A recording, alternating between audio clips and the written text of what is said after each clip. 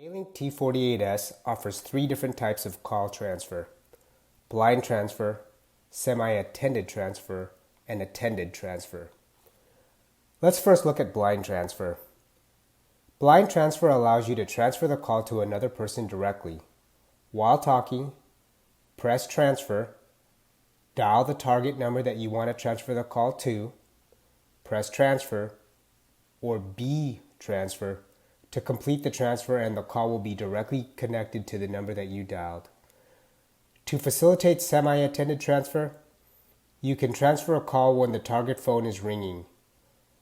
While talking, press transfer, then dial the target number that you would like to transfer to.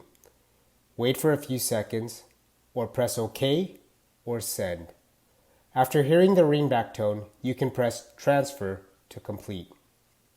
Attended transfer allows you to do prior consulting before transferring the call.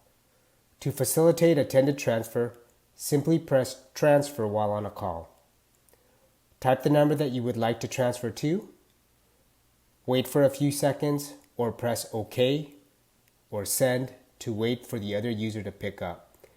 When you are ready to transfer the call, press transfer to complete.